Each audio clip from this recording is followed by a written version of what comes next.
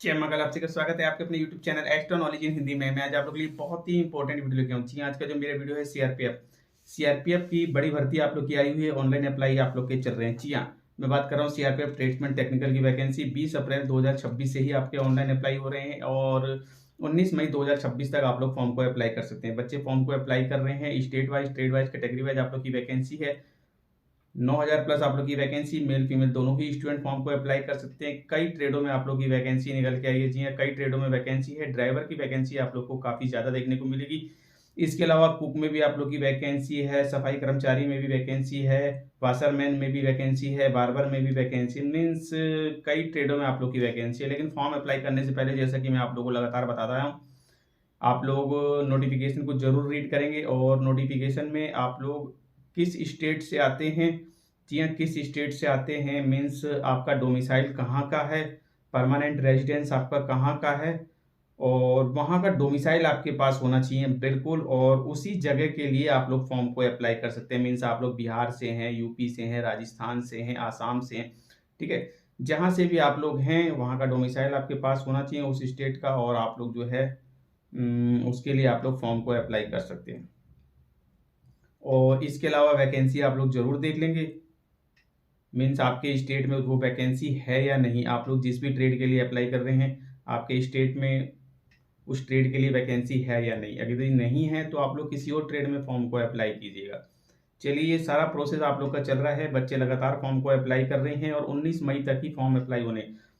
तो यदि आप सब कुछ रेडी है, बिल्कुल आप लोग जो है फॉर्म को अप्लाई कर दीजिए। ज़्यादा लेट मत कीजिए, क्योंकि लास्ट में ऐसा देखा गया है कि कई प्रकार की प्रॉब्लम्स बच्चों को निकल के आती है। आज का मेरा वीडियो बहुत ही इंपॉर्टेंट रहने वाला है। आज मैं आप लोगों को जानकारी देने वाला हूँ डॉक्यूमेंट से रिलेटेड। जी हाँ, बच्चों के लगातार क्वेश्चंस आ रहे थे और कई क्वेश्चंस आने के बाद मैं आप लोगों के लिए वीडियो लेकर के आऊँ। बच्चों का ऐसा क्वेश्चन है कि सर, कास्ट और डोमिसाइल कितना पुराना होना चाहिए। जी हाँ, कास्ट और डोमिसाइल कितना पुराना होना चाहिए और इसके अलावा फॉर्मेट क्या होना चाहिए, कब का होना चाहिए, यानी कि इसको लेकर के बच्चे बहुत ज़्यादा परेशान हैं। सर, डोमिसाइल कब का होना चाहिए। जी हाँ, इंपॉर्टेंट क्वेश्चन है। कितना पुराना चल जाएगा, मेरे पास 10 साल का है, 20 साल का है। या फिर कास्ट को लेकर के, सर मेरे पास एससी सर्टिफिकेट है, एसटी सर्टिफिकेट है, ओबीसी सर्टिफिकेट है, ईडब्ल्यूएस सर्टिफिकेट है, फॉर्मेट कौन सा होना चाहिए, कितना पुराना चलेगा, नहीं चलेगा। जी हाँ, ये बहुत ही इंपॉर्टेंट क्वेश्चन है, बहुत ही इंपॉर्टेंट क्वेश्चन है। तो आज मैं आप लोग के सारे क्वेश्चन, जी हाँ, जो भी आपने पूछे हैं इस वीडियो में लेके चलने वाला हूँ। बिल्कुल सभी के आंसर मिलने वाले हैं। यदि फिर भी कुछ रह जाता है, जी हाँ, ऐसा नहीं है कि सभी आंसर्स आप लोग को यहीं मिल जाएंगे। बच्चों की प्रॉब्लम्स लगी रहती है। यदि कोई प्रॉब्लम अभी भी रहे तो आप लोग कमेंट कर दीजिएगा, एक नेक्स्ट वीडियो आप लोग को प्रोवाइड कर दिया जाएगा। चलिए बात करते हैं यहाँ पे कास्ट और डोमिसाइल। जी हाँ, कास्ट और डोमिसाइल, सबसे पहले डोमिसाइल को लेकर के चलते हैं, क्योंकि डोमिसाइल ऐसी चीज है जो कि सभी को बनवानी है। ठीक है, सभी को बनवाना है, फिर चाहे जनरल से हो, ओबीसी से हो, एससी से हो, एसटी से हो, ईडब्ल्यूएस से हो, सभी को डोमिसाइल यहाँ पे चाहिए। ये मैंने आप लोग को क्लियर कर दिया है। यदि आप लोग आसाम से हैं तो आसाम में जो है आपका डोमिसाइल नहीं बनता है, ठीक है, लेकिन अदर स्टेटों में जो है आपका डोमिसाइल वगैरह बनता है, परमानेंट रेजिडेंस सर्टिफिकेट। तो डोमिसाइल आपका जो है कब का होना चाहिए, बिल्कुल ये इंपॉर्टेंट क्वेश्चन। देखिए, डोमिसाइल सबसे पहले सबसे इंपॉर्टेंट चीज है जो कि आप लोग के मूल निवास को बताता है। डोमिसाइल परमानेंट एड्रेस को आपको बताता है, ठीक है। और परमानेंट एड्रेस आपका बता रहा है, परमानेंट एड्रेस आप लोगों ने अभी चेंज नहीं किया है, यानी कि आप लोग माइग्रेट नहीं हुए हैं किसी एक स्टेट से दूसरे स्टेट के, आपने जो है माइग्रेट आप लोग नहीं हुए।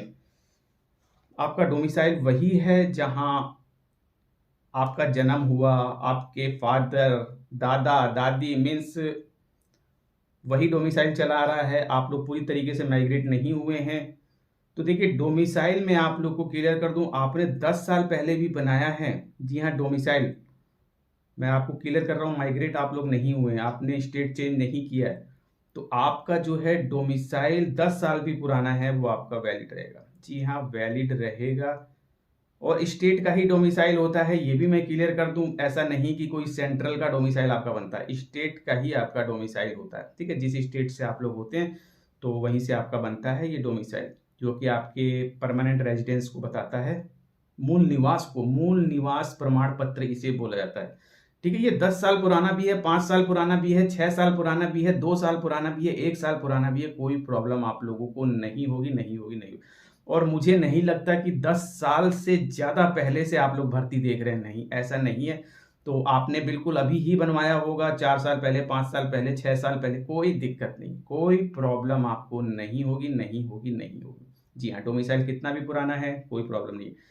लेकिन डोमिसाइल आप लोगों ने अभी तक बनवाया नहीं है तो बनवा लीजिए, क्योंकि देखिए डॉक्यूमेंट्स की जो डेट है वो फॉर्म अप्लाई की लास्ट डेट है, और फॉर्म अप्लाई की लास्ट डेट 19 मई 2026 है। तो 19 मई 2026 तक आप लोग डोमिसाइल बनवा लीजिए, यदि नहीं बनवाया है तो। ठीक है, और ज़्यादा पुराना हो गया, आपको लग रहा है पुराना हो गया है, नए डोमिसाइल हैं, उनमें क्यूआर कोड वगैरह होता है, कुछ इस प्रकार से होता है, तो यदि ऐसा आपको लग रहा है ज़्यादा पुराना है तो आप लोग नया बनवा सकते हैं, उसमें कोई प्रॉब्लम आपको नहीं है डोमिसाइल को। चलिए, अब बात आती है कास्ट सर्टिफिकेट कितना पुराना होना चाहिए। जी, कास्ट में देखिए आपका ओबीसी हो गया, एससी एसटी हो गया, ठीक है, और ईडब्ल्यूएस के बारे में भी बताऊंगा मैं।